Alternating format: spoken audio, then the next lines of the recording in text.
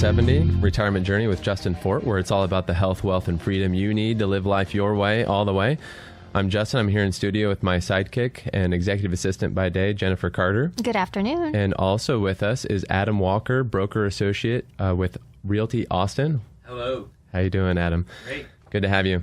We are going to have a fantastic show today. We're going to be talking about some very important things that have been developing as of late. One of them being the budget bill that was recently passed. And President Obama signed it into law on Monday.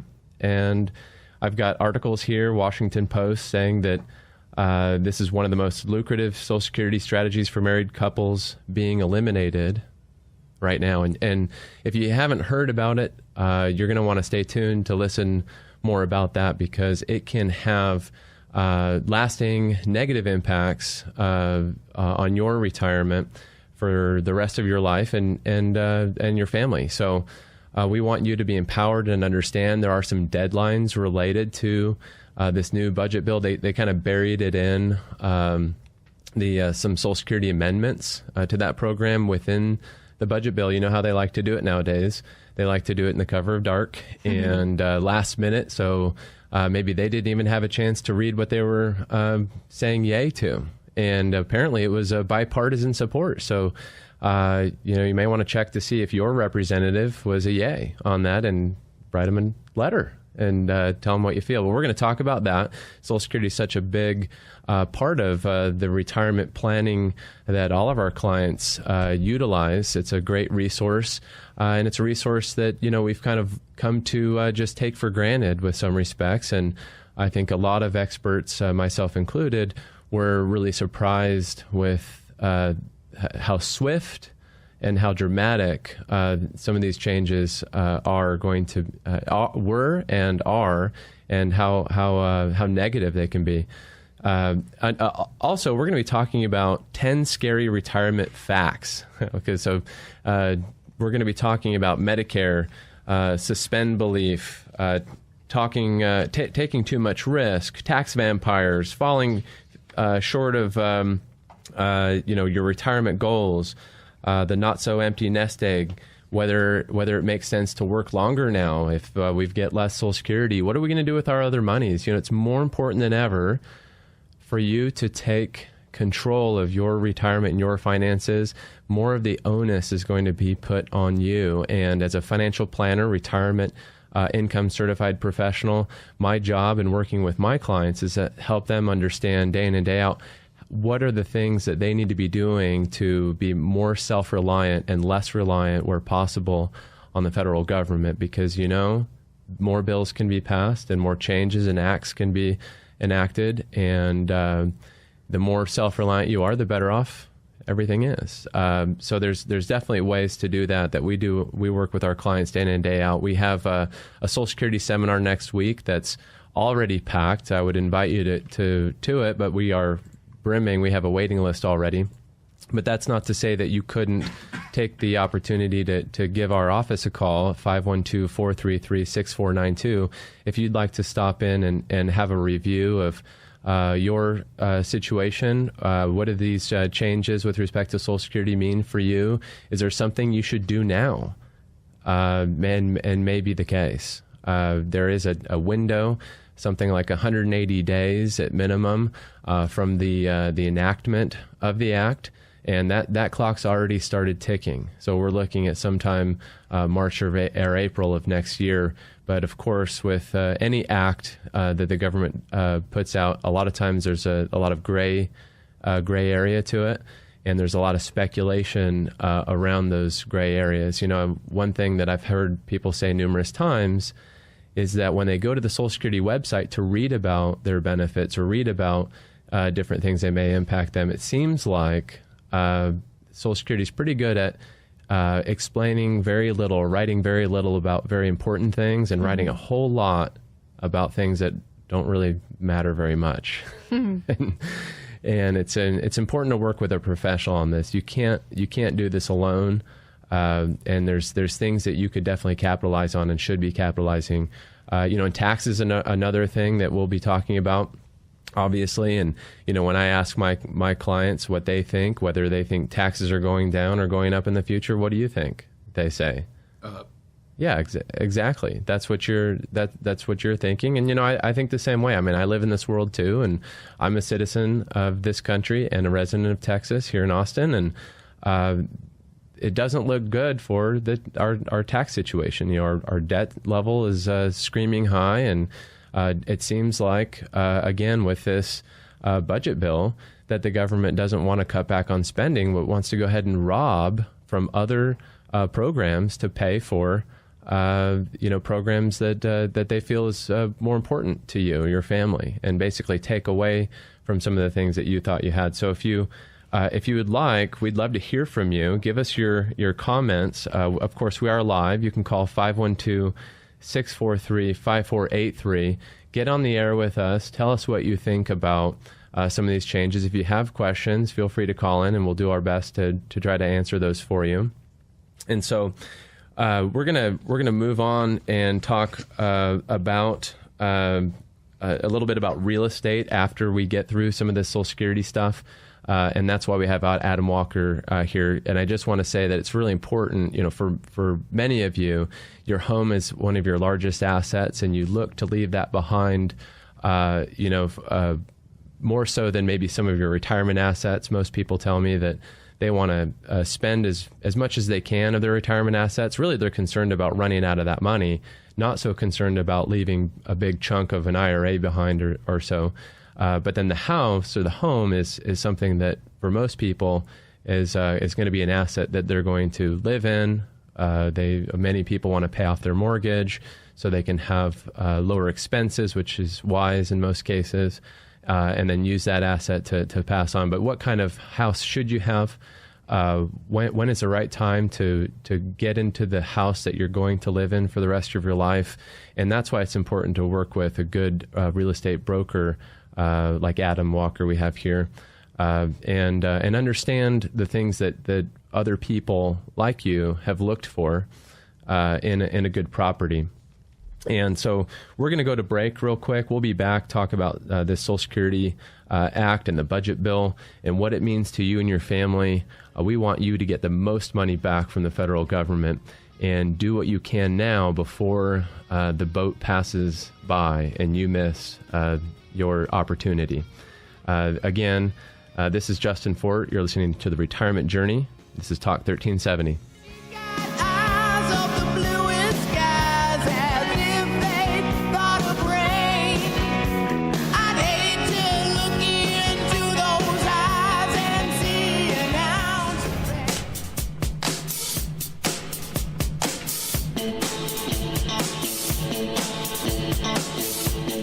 This is Talk 1370, and you're listening to The Retirement Journey with Justin Fort, where it's all about the health, wealth, and freedom you need to live life your way, all the way. I'm Justin. We're back, and we are live.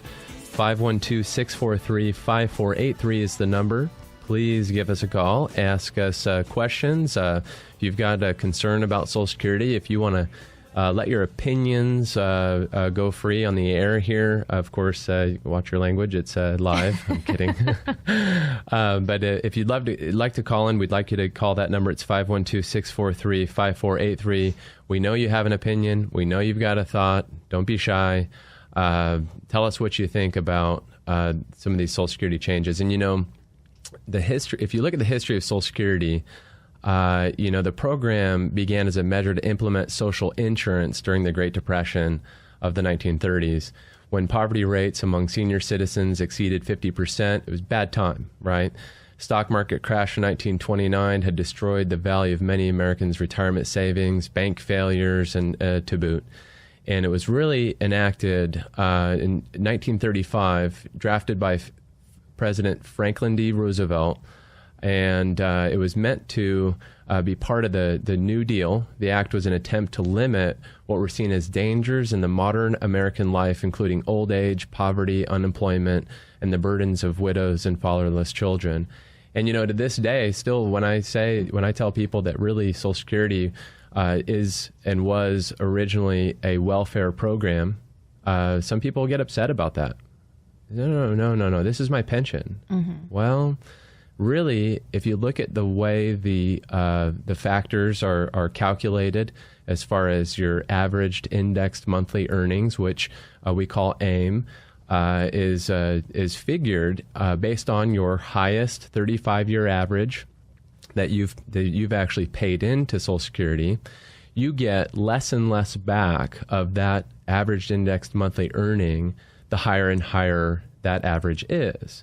And so if you were a bigger earner, you're going to get back a smaller portion from Social Security as to what you paid in versus someone that paid in maybe a lot less, right? It's a tiered system. And I do talk about this in my seminars. I go through the calculations, and you're always welcome to attend one and come visit with me if you want to understand how this works.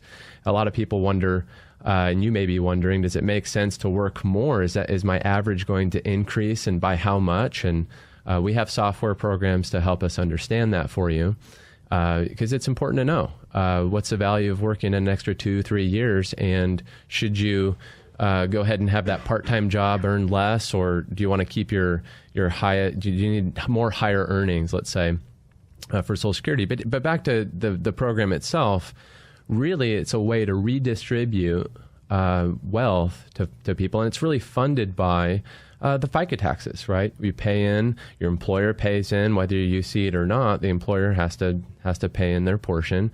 And the Act provided benefits to retirees and unemployed and a lump sum benefit at death. A lot of people don't realize that lump sum is $255. Maybe that isn't going to go very far today. But there is another way to get a lump sum from Social Security, actually, and it still has to do with the file and suspend rule, which is going away. This what they call a loophole is actually going away, but it's been a way for people to file and suspend benefits, and then potentially after their full retirement age be able to come back to Social Security and say, you know what, give me a lump sum. Give me a lump sum, because I don't think that I'm going to live long enough at this stage to get paid out enough from Social Security, or I just need that money now. And that option is going away for everyone. And so, originally the Act gave money to states to provide assistance to aged individuals, the unemployment insurance, aid to families with dependent children. So there's a lot of people that are dependent on Social Security, not just for their retirement income sources, but also for disability payments. And this new budget bill, this new Act, which I have in front of me right here, is, if you've read it, it's very difficult if you're not an attorney or a professional here to really understand what it means. It's Section 831 of the budget bill, and they title things. What is it called when is it a euphemism? When you make something sound just by naming it like it's a good thing, you're changing really what it means. They named this subtitle C, Protecting Social Security Benefits. That's what this is called. So they're protecting your Social Security benefits, right? Well, wrong. Sounds good. It sounds good. I want them to protect my Social Security benefits. Mm-hmm. But really what it does, and it says, the next line, it says closure of unintended loopholes. What does that mean? Does that mean that the Social Security program and the rules associated were really a mistake this whole time? Think about that. Really, no. These were not considered loopholes. And if you want to talk about loopholes, if you look at the rules with respect to Social Security and all the different ways to file, it's hard to know when something's a loophole or not. And so the government decided to go ahead and call this a loophole. And what are they talking about here? They're talking about spousal benefits. They're talking about filing and suspending. It's something that a strategy that we've been utilizing with our clients for some time now. And it works very well to help people get more money out of Social Security. And, I just want you to know, if you're tuning into the Retirement Journey show here with Justin Fort, where it's all about the health, wealth, and freedom you need to live life your way all the way, I want you to know that you can give us a call here live at 512-643-5483, or you can also send questions and comments to ask@fortwm.com with questions related to Social Security or your retirement plan overall.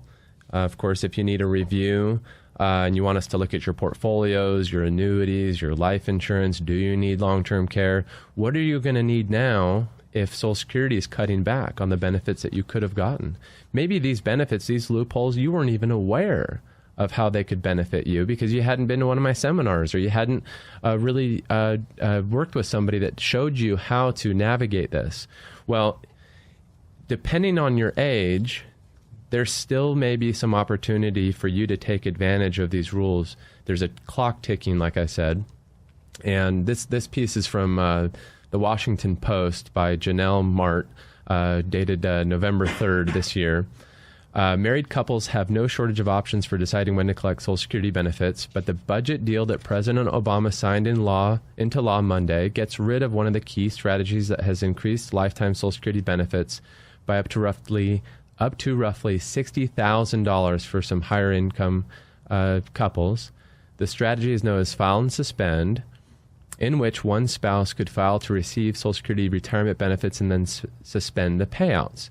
That allows both people to delay Social Security retirement benefits while one person collects a spousal benefit based on the other's work history.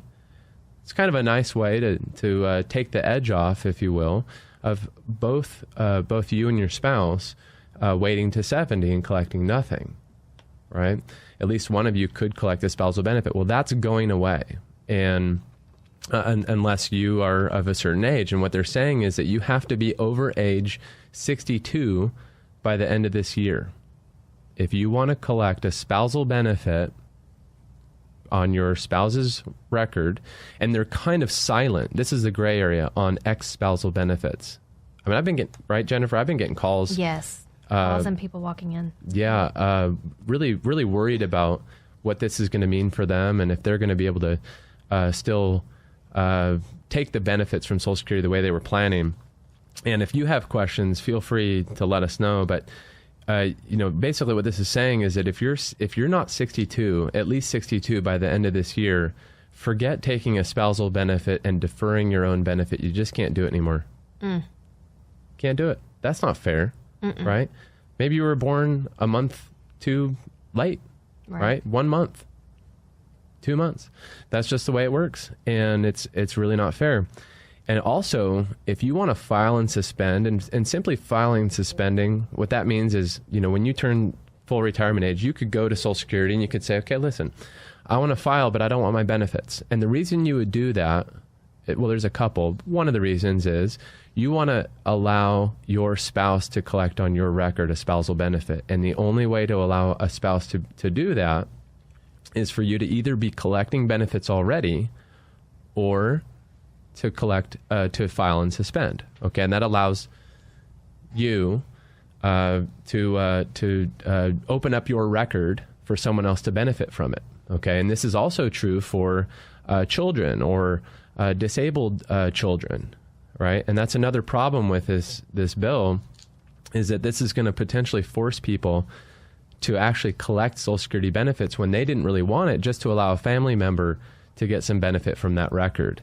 And you have 180 days at least from the date this act has been put into place. Which was when? Which was just a couple of days ago. Okay. Yeah, very recent. And of course, they're a little gray on that too. Maybe it's more than 180 days, but I wouldn't chance it. If you're full retirement age already, or you will be full retirement age within the next 180 days, you really need to seriously sit down with a financial professional that understands these rules and how Social Security works to help determine whether or not you should hurry up and file and suspend. Because after that, although you can file and suspend, if you miss that deadline, anyone misses that deadline, you can never go back to Social Security, file and suspend, and have someone else collect on that work record. That work record will be essentially frozen. We'll come back from a break here. I know I'm pushing time, but there's just so much to this. This is such an important topic. I hope that you're taking notes, and I hope that this is touching home with you, and you understand that there's a lot of things going on right now that you need to be aware of, and you're tuned into the right place. So we are happy that you're here with us today. But we're going to be going to break. We'll be back with a lot more. You're going to want to stay tuned. I'm Justin. This is Retirement Journey Talk 1370.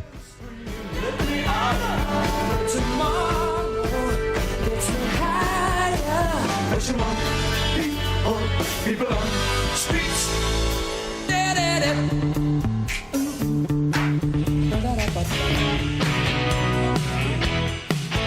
This is Talk 1370. You're listening to Retirement Journey with Justin Fort. You can call us at 512-643-5483 or send us questions and comments to ask@fortwm.com. The big thing we're talking about right now is the change to the Social Security program and what you need to know about it. And you have to be proactive here. The clock is ticking. Medicare has been increasing their premium requirements, and people have, I had a client recently that was complaining about how before he came to work with me, he had sold off some stocks that had some capital gains associated, quite a bit, capital gains associated with it, and it impacted the premiums he'd have to pay with his Medicare. And he was very surprised to see just how much that was. And so, health insurance costs, I don't want this to be a complete, I'm trying to scare you type show, but it's important for you to understand that these things are worth considering and worth understanding when developing and implementing an efficient retirement plan that includes a variety of different tools to help you reduce the amount of income tax you're going to be paying over your entire life, and the income taxes your heirs may pay, as well as protecting against inflation and a number of other things like market risk. The problem today, as you know, is that interest rates are artificially low and have been such for some time now. And we have a volatile stock market that's done arguably very well over the last number of years, but seems to have maybe slowed down in its steam and lost some of its luster. And the question is, if we're losing benefits on the Social Security front, if Social Security, as we know, next year is not providing an inflation or COLA, cost of living adjustment increase, more and more you're going to have to depend on your assets and where you have those assets and how much you draw from them. The sequence and the types of things that you own is going to determine whether or not you are going to be able to live the retirement of your dreams or not. And you are the captain of your ship and the determiner of your destiny.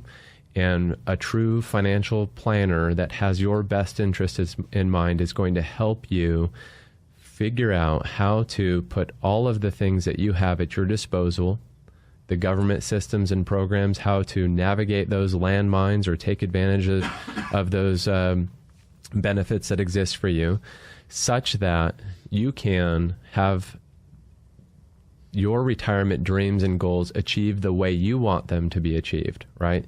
If you want to sell your house and go buy a yacht and go sail the ocean blue and not look back and have things done automatic for you so you don't have worries and you don't have to look at the stock market every day while you're cruising around the world and doing whatever it is that you want to do, that maybe that's your dream.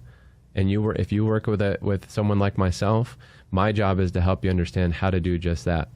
But that may not be your dream. Your dream may be something different.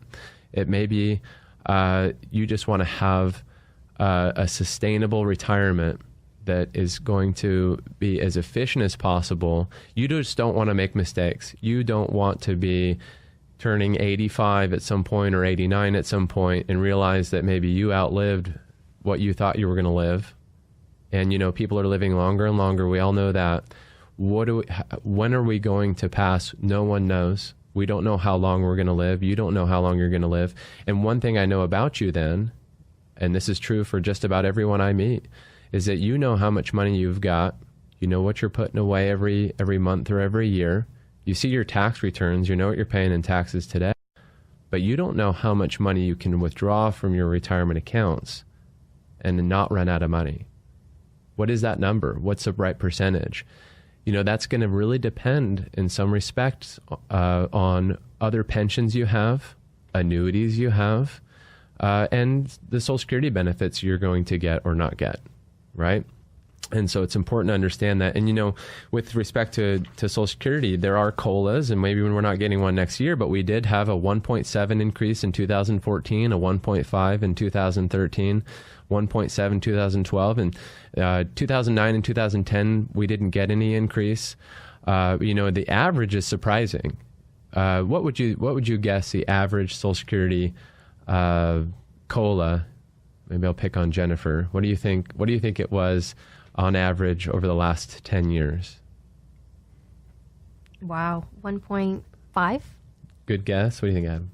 0.5%. Ooh, Adam is kind of negative on that. Okay. Actually, it was 2.4. 2.4%, right? Wow. Not making anybody rich, but, keeping up. Mm-hmm. Over the last 40 years, I want to, well, go ahead and guess. Oh, great. Curious. Well, you said 2.4. Maybe I'm going to go on the high end here. Maybe 4.2. Ooh, very close. 3.5. 3.5. 3.98. You guys get some prizes after. That was pretty good. I'm cheating. I have it right here in front of me. So, so Social Security does provide inflation protection and COLAs, but how they do that, how they calculate that, there's a lot of people that have a lot of problems with that, of course, because the basket of goods and services that are tied to that COLA adjustment are really not very reflective of the baskets of goods and services that retirees spend their money on. And we see, I know my clients spend a lot more money on travel and healthcare expenses and things of that nature. They're not buying so many durable goods, and they're not buying a lot of the things that a lot of younger workers with younger families are purchasing. And so inflation actually is a little bit higher, and those COLAs ought to be higher than that, but actually surprisingly so, almost 4% over the last 40 years. And so, just to kind of finish up this Social Security idea here, and if you're just tuning in, you're listening to The Retirement Journey with Justin Fort, where it's all about the health, wealth, and freedom you need to live life your way, all the way. I'm Justin, and you can call us live at 512-643-5483, or send us your questions and comments to ask@fortwm.com. I'm here with Jennifer Carter, my executive assistant by day, and Adam Walker, broker associate with Realty Austin. I just want to finish this out by saying that a lot of people that have written books on Social Security and how you should file and optimize, like one gentleman is Lawrence Kotlikoff. We've had him on our radio show.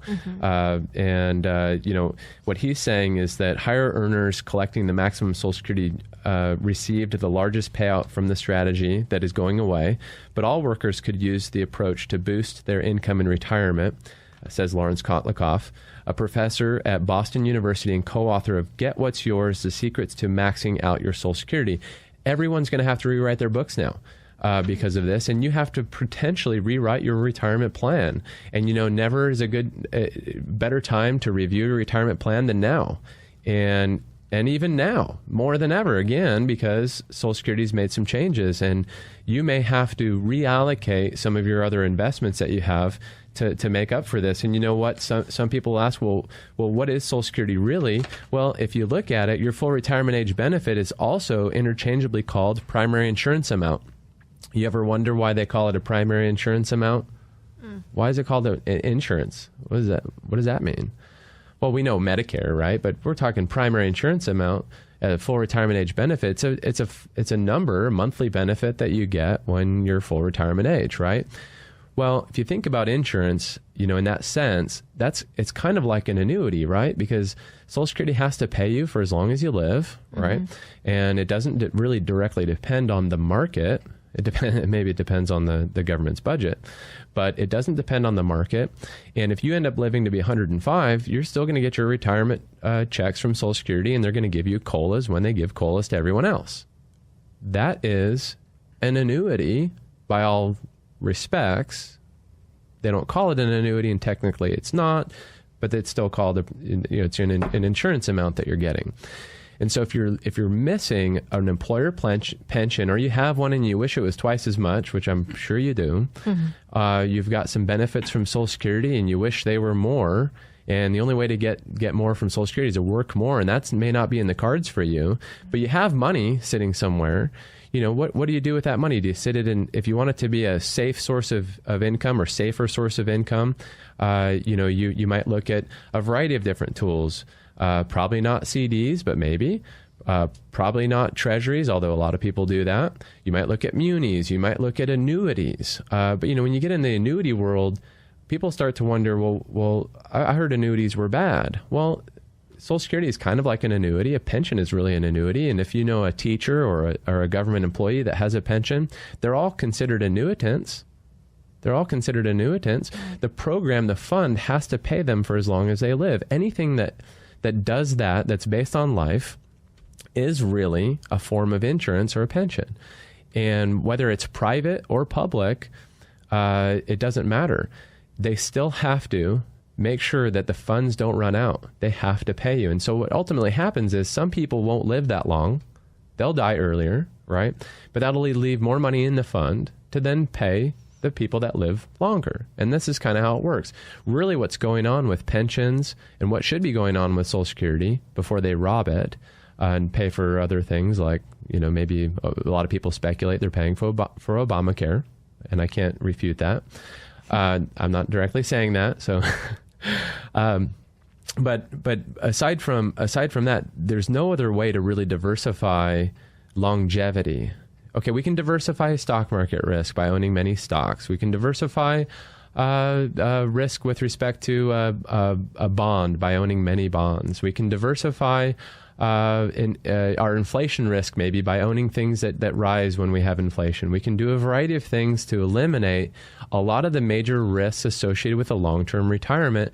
However, one of them you cannot do through your brokerage account or with a mutual fund or with a bond necessarily, unless you're a genius, which maybe you can figure this out. I know some PhDs that can do it, but it's very time consuming, very difficult. But outside of that, you cannot find another way to diversify your longevity risk other than by trying to group yourself up with your community, with other people in the country, and using programs like pensions, Social Security, and annuities. And really that's one thing that insurance companies do very well is, on the one hand, they're going to have people that don't live as long as others. We know that.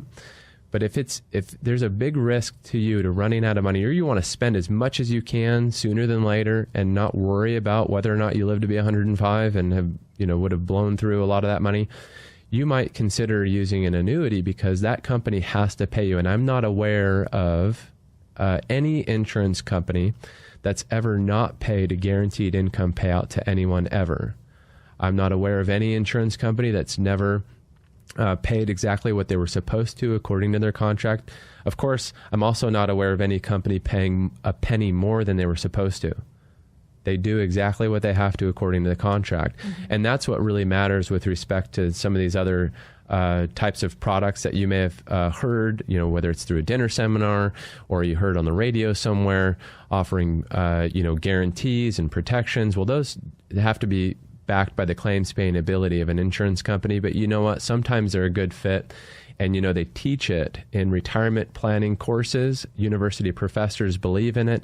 And now more than ever, they're saying that because Social Security is something that we can't rely so much on and we're losing benefits there, we may have to look to insure ourselves through programs like those that are offered by insurance companies. And so maybe you need to plug your nose, but you want to have your retirement the way you want it to be. And if you look into it and keep an open mind, I think that you'll find, like I have in my planning prospects, found that in some ways annuities can work really well to maybe overcome some of the shortfall that we're going to see with respect to Social Security and lack of pensions from the employer plans that we don't have available anymore. When we get back, we're going to talk a little bit more about some scary retirement facts. We're going to talk with Adam Walker, broker associate of Realty Austin, who's going to give us some helpful tips on some of the things that are changing in that world and how that may impact you and your family. So you're going to want to stay tuned. I'm Justin, Retirement Journey Talk 1370. I can't take this very much longer.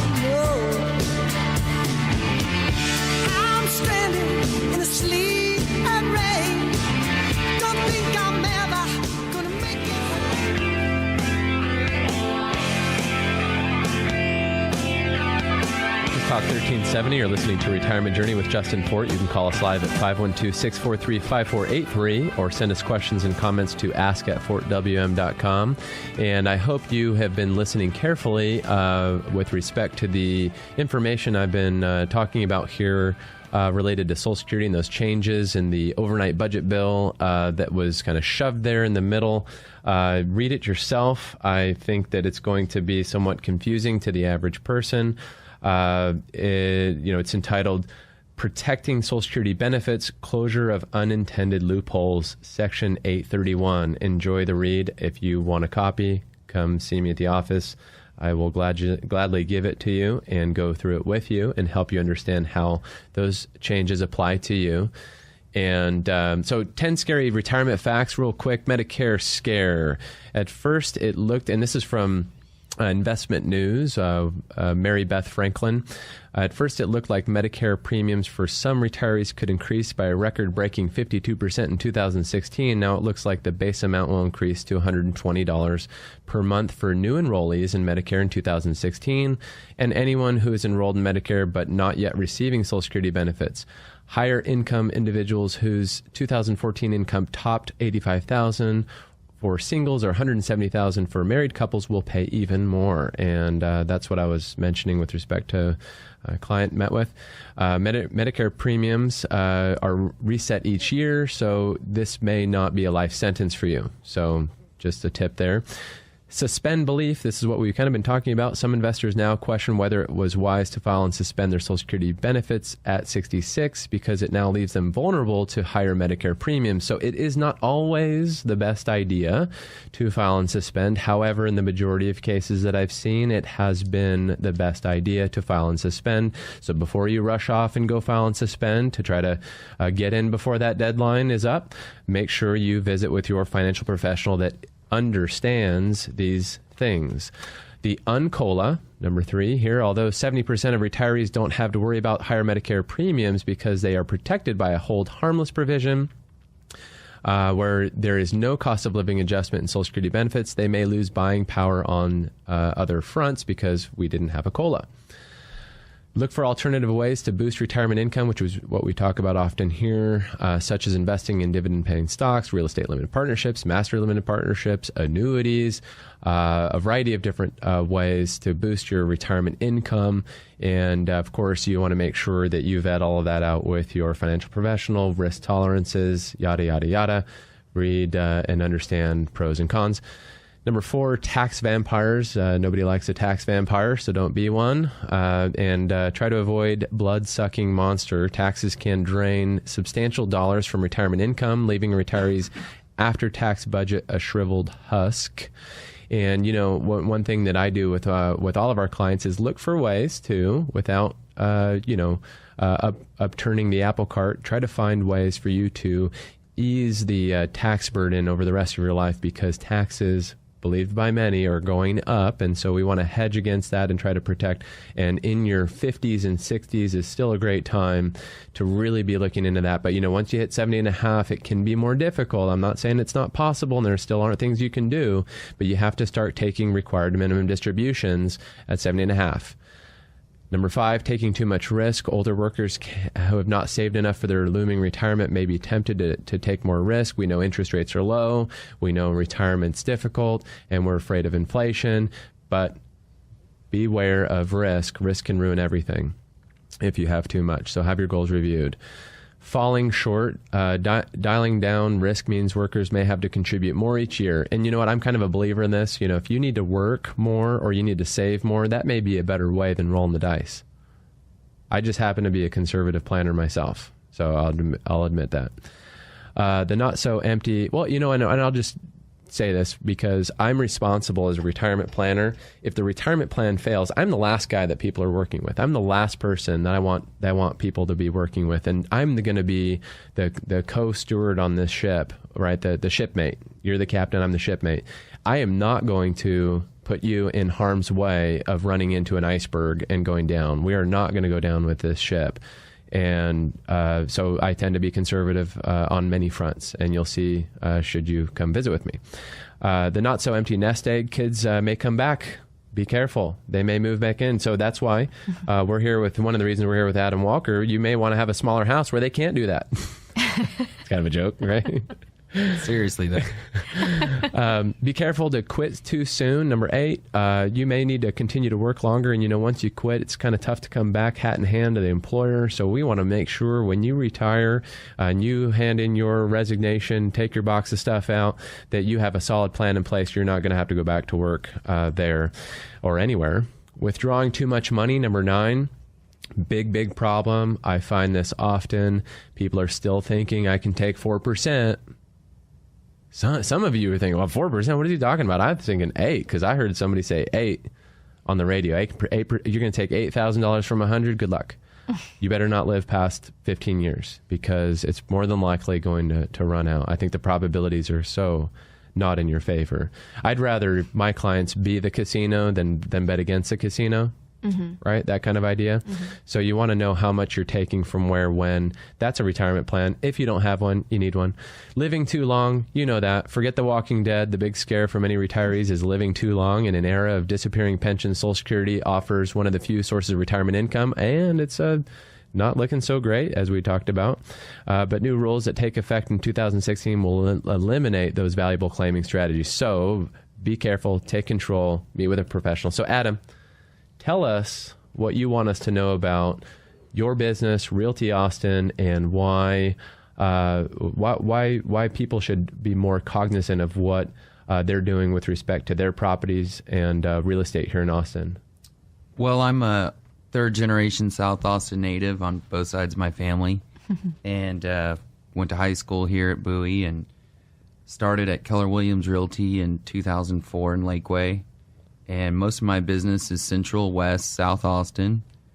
And I recently moved my team to Realty Austin in July of 2014 because their web presence is so great. Their marketing is so great that I could no longer meet with sellers and tell them that I could get them the most exposure for their property.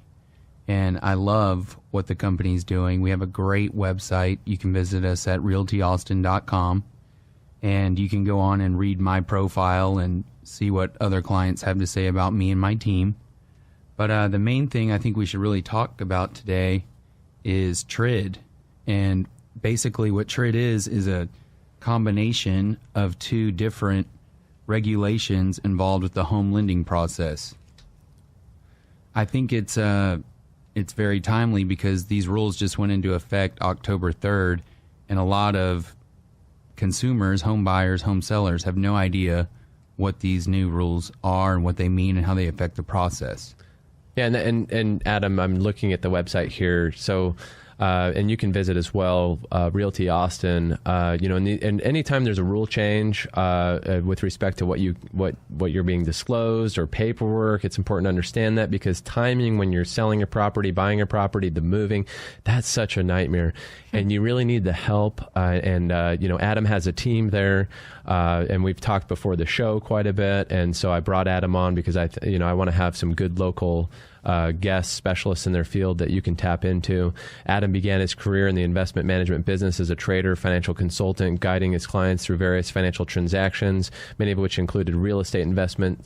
And after many years in that sector, Adam made the move to full-time career in real estate, obtaining his broker and real estate license. And Adam's a good guy. Know him, talk to him. Feel pretty comfortable with Adam's, expertise there, and I like people that shoot you straight. Now, real quick, we have a caller, Glenn, and he has a question about his wife's Social Security. Glenn, can you hear us? Yes, I can. Well, welcome to the Retirement Journey show, Glenn. How are you doing? I'm doing well today. I appreciate you taking my call. My wife and I have been trying to figure out for several months what is the optimum way for her to draw her Social Security. I'm 71 and waited until I was 70 to start drawing mine. She has just turned 64 and is still working and has a relatively high-paying job that would put her in the top draw for her qualifications for Social Security when she does retire. Mm-hmm.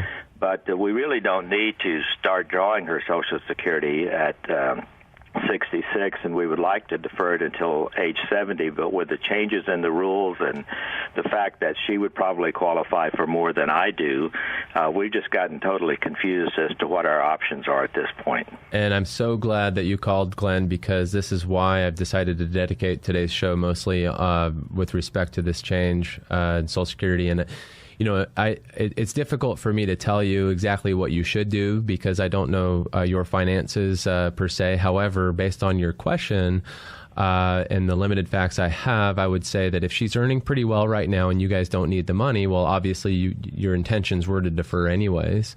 Her record, the real question you probably have is, from what I'm hearing, is will she still be able to collect a spousal benefit and defer her own record? Is that correct?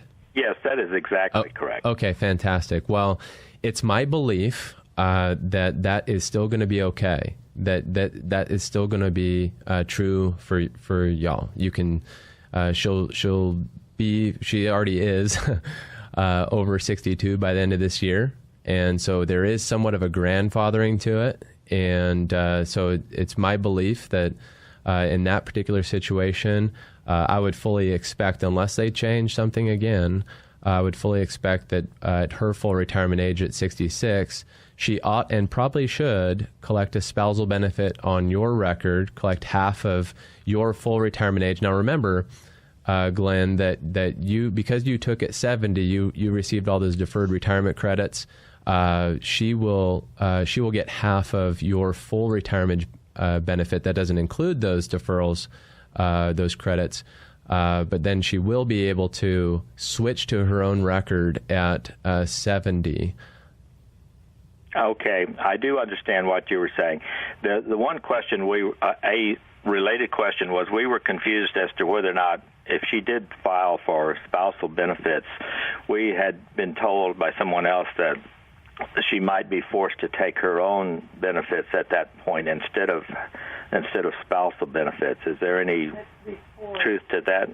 Or is that just before, if she were to file before she? That's generally the case, and would be the case even before, or was the case before this new act, that if you take before full retirement age, you don't. They call it the deeming rules. You don't get to decide or restrict filing to a particular record. And so, because of the situation, I would just continue on as planned, and I wouldn't let this concern you so much. But just make sure to tell your friends and neighbors about it, because there is a clock on this deadline. And I really thank you, Glenn, for being on the show. And if there's anything that you need from us, feel free to get a hold of us, and I'd be more than happy to sit down with you guys and take a look at anything else that you might need help on. Well, thank you for taking the call, and you've made clear something that's been a mystery to us for quite some time, so thank you. Well, sleep well tonight. You're okay. All right, thanks, Glenn. So, Adam, back to what we were saying. So, TRID is some new rules related to disclosures and such when we're talking about home buyers and lending practices. Can you just kind of summarize what this really means and kind of maybe a little bit of the background? Yeah, well, the problem before was we had the Truth in Lending Act and we had RESPA, and they both were confusing in the disclosures and the process. Consumers weren't really sure what they were paying, and sometimes they'd get to the closing table and they'd have surprises. So the new act is supposed to eliminate that. It's a good idea in theory, and there's some challenges in the process as far as time frame. You know, the potential for closing delays is greater than ever. So working with someone who really understands the process and has a team to make sure you close on time is very important.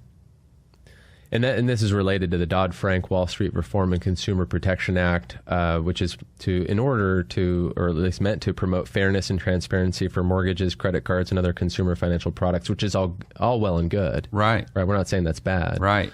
But we're just saying that you need to understand that there are timing and windows for these kinds of disclosures that could potentially impede maybe the plans of someone trying to get in and out of a property. Exactly. So, for example, I closed a transaction this year where there were 6 contingencies deep, meaning 5 different people had to sell their home in order for my client to buy it.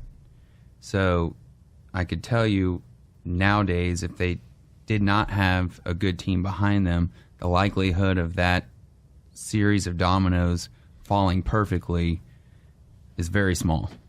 And would you say that it's kind of difficult for some, I mean, I don't want to belittle realtors or anything, but Right. I've met with many people that, when they think of something they're going to do after their first career, they say, well, I'm just going to become a realtor, and they go off on their own. They get their license, they get a business card printed up, and now they have a business. Exactly. And this information, the team that you have, it would be very difficult for a single realtor or someone that's trying to go this on their own to be able to provide the kind of guidance maybe that a homeowner would be looking for with respect to the rules with lending and such. Exactly. We know times are different. It's more important than ever to work with a team of professionals.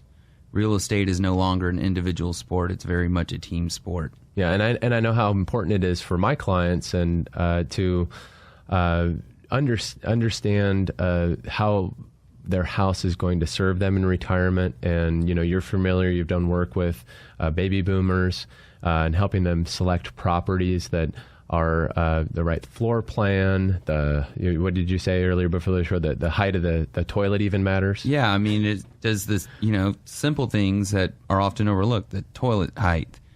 Is there a bench in the shower in case they get injured and need to use a handle or sit down to bathe?